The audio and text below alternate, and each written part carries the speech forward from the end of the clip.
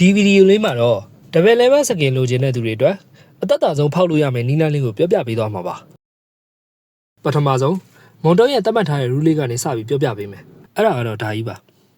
ဒီမှာပြထားတဲ့ပုံတိုင်းဆိုနိုဝင်ဘာ9ရက်နေ့ကနေနိုဝင်ဘာ15ရက်နေ့ထိ promo တိုင်းမုံကိုသုံးဝင်ပေးမှာပါအဲ့ဒါကလည်းမထူးဆန်းသေးပါဘူးဒီမှာထူးဆန်းတာတွေကစပါပြီ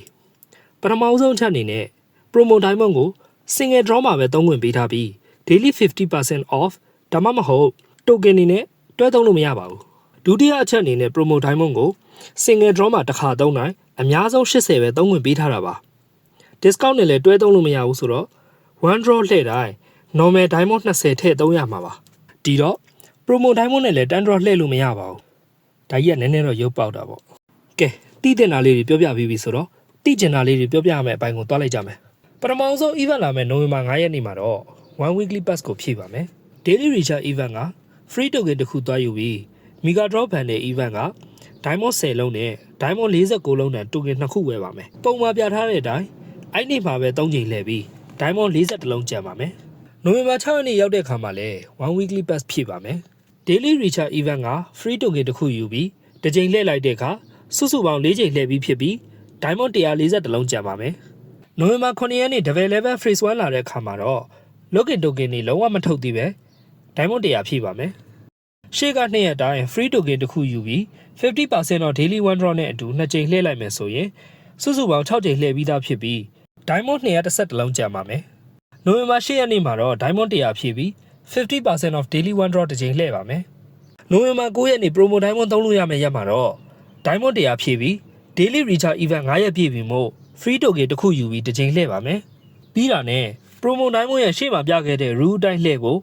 daily task ကနေရတဲ့16ရက်စာ880ရဲ့ TikTok join လို့ရခဲ့တဲ့အလုံး90ရဲ့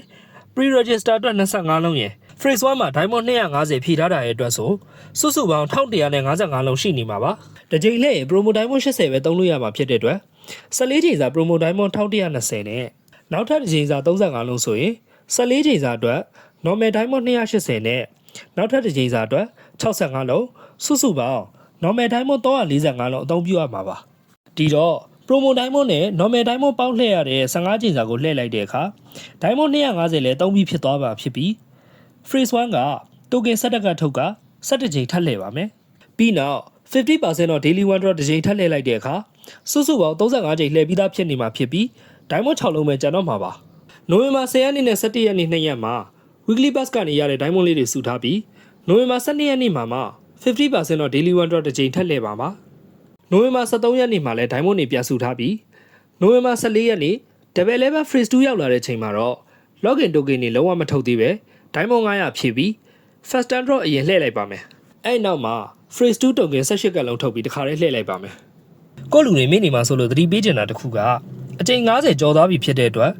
ဒီ draw reward ကနေစုစုပေါင်း105 point ကိုတွားထုတ်ကြအောင်နော် draw reward ယူပြီးနောက် point 800ပြေးသွားတဲ့သူက double level skin တွားလဲနိုင်မှာဖြစ်ပြီးမပြေသေးတဲ့သူကတော့ 50% တော့ daily one draw တစ်ချိန်လှည့်ပေးပါအဲ့နောက်မပြေသေးတဲ့သူက extra pack နောက်ပိုင်းကို